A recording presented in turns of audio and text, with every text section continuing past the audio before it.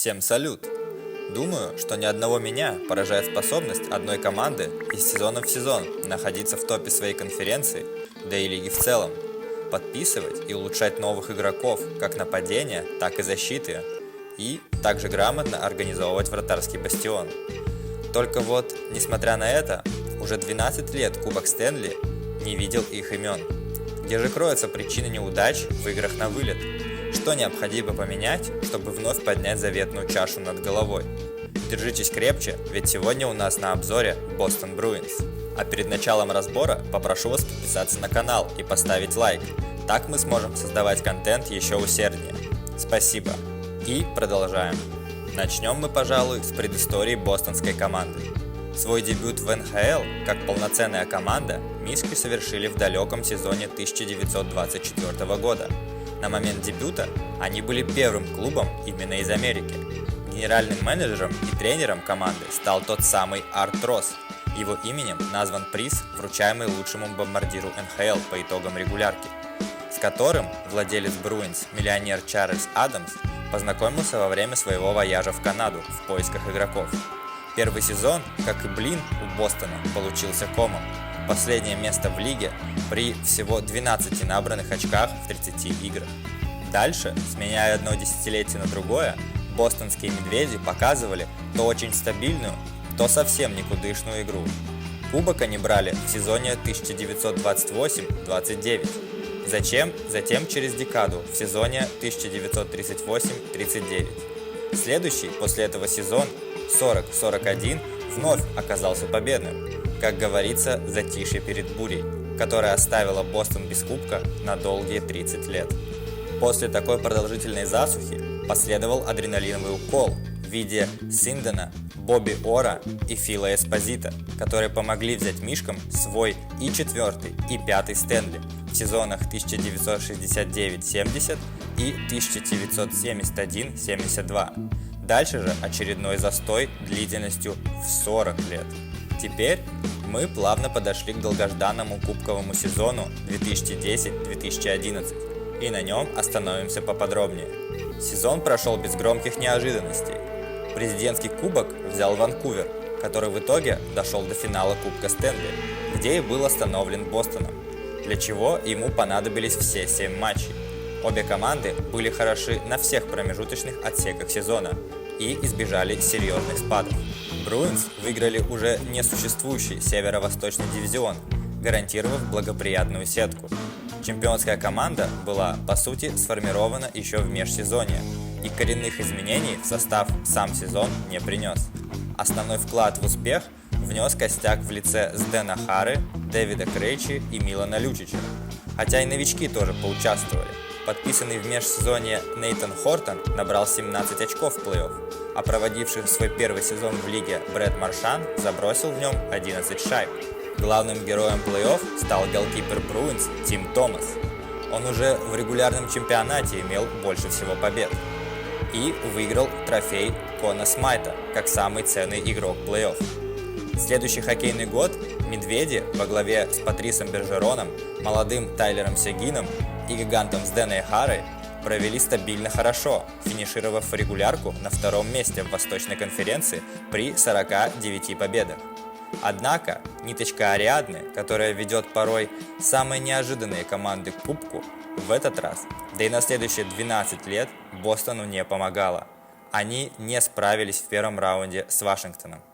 С тех пор команда носит звание вечных фаворитов. Но везение, как я уже говорил, именно кубковое везение, команду будто бы оставило. За эти 12 лет Бостон еще дважды выходил в финал, где неизменно проигрывал. Чикаго 2-4 в 2013 году и Сент-Луису 3-4 в 2019. За последние 3 года Мишки показывали себя прекрасно на длинной дистанции регулярного чемпионата, но в плей-офф возникала все та же история. В 2021 году вылет из второго раунда 2-4 от Айлендерс. 2022 год волевой проигрыш Каролине. Ну а сезон 22-23 я предлагаю немножко посмаковать. Активировав режим Гризли, Бостон вместе со своими, казалось бы, нестареющими Крейджи, Маршаном, Бержероном и недавно подписанным Ником Фолиньо разрывал регулярку. Чемпионат они завершили с сумасшедшими 65 победами. При этом новый рекорд по победам в НХЛ они установили еще тогда, когда выиграли свой 63-й матч. Прежний рекорд в 62 победы держали на двоих Detroit Red Wings в сезоне 95-96 и Tampa Bay Lightning в сезон 2018-19. И вы, наверное, задаете резонный вопрос. Такие звери должны дойти как минимум до финала конференции. Так же ведь? Ох и увы, медведи снова не вовремя легли в спячку и отлетели от когтистой Флориды в первом раунде. Так где же кроется причина всему этому? Сейчас объясню. По большей части как раз в тех самых нестареющих лидерах – Крейджи, Бержероне и Маршане. Чуть не забыл про Фоллини, которого подписали летом 2021, а в 2023 отпустили в Чикаго. Так вот, суть в том, что всем им, мягко говоря, за 30 лет, а молодых перспективных игроков слишком мало. Вы верно заметили, что первые два ветерана успели в этом сезоне завершить карьеру, но качественного симбиоза, когда как раз такие ветераны должны постепенно давать важные советы молодой крови, не получилось. Да и молодой крови, как я уже говорил, немного. А вот форвард Джей Дебраск, 25 лет, и защитник Брентон Карло, 25 лет, подавали надежды, но так и не смогли выйти на ожидаемый уровень. Перед началом этого сезона Бостон, казалось бы, разыгрывает те же карты. Из защиты ушли Орлов и Майк Релли, но вместо них клуб подписал молодого Иэна Митчелла, опытного Кевина Шаттенкирка и плюс еще двух зеленых, но возможно перспективных Алекса Регулу и Рейли Уолша. В основе Регула и Уолш пока играть скорее всего не будут, но основные защитники в лице Макэвоя, Гризлика и Карло остались на своих местах. И тут возникает важный момент. Шаттенкирку 35 лет. Необходимо было взять на себя еще и роль наставника для молодежи, с чем он пока справляется. Но только игра на вылет позволит сказать более точно. В зону нападения вернулся знакомый нам силовой Милан Лючич и был подписан Джеймс Ван Римсдейк, которые должны помочь в наставничестве Павлу Захе и Якубу Лауку. Естественно, что по подписанию возрастных Лючича, Римсдейка и Шаттенкирка по идее должно помочь молодняку, да и команде в целом не оступиться в плей-офф. Но очень бы не хотелось, чтобы Бостон наступил на те же возрастные грабли. Помимо этого, в бостонской системе одним из главных проспектов является шведский нападающий Фабиан Люсель, которого выбрали на драфте 2021 под общим 21 номером. 19-летний форвард в прошлом сезоне вкусил североамериканский хоккей и провел 53 матча в лиге ВХЛ, где набрал 62 очка, 22 гола плюс 40 передач. Скауты отмечают его катание и ловкость, а также классный бросок. Но на усиление именно в НХЛ он пока не тянет. Вратарская линия осталась нетронутой, ведь необходимости что-либо в ней менять нет.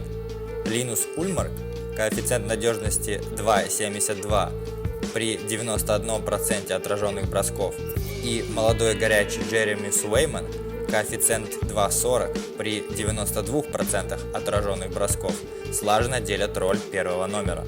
Нельзя оставить без внимания и довольно неожиданное увольнение главного тренера Брюса Кэссиди. 57-летний тренер работал в главной команде с 2016 года и неизменно выводил Bruins в плей-офф. Один раз в 2019 в финал, но этого руководству оказалось мало. Ген-менеджер Мишек Дон Суини позже скажет: «У меня было время, чтобы все переварить, и я почувствовал, что направление развития нашей команды в будущем выиграет от этого решения». Руководство клуба осознало, что Брюс опирался в основном на опытных и возрастных хоккеистов, которые составляют костяк команды, и совсем не занимался молодыми игроками. Новым главтренером Бостона стал Джим Монтгомери, который прекрасно умеет работать с молодежью. С 2013 по 2018 год он возглавлял университет Денвера в NCAA и один раз даже выиграл чемпионат. Думаю, моя сильная сторона – это умение находить общий язык с людьми.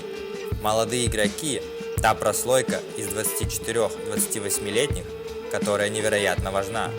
Главное – донести до людей, насколько важна роль каждого в успехе команды.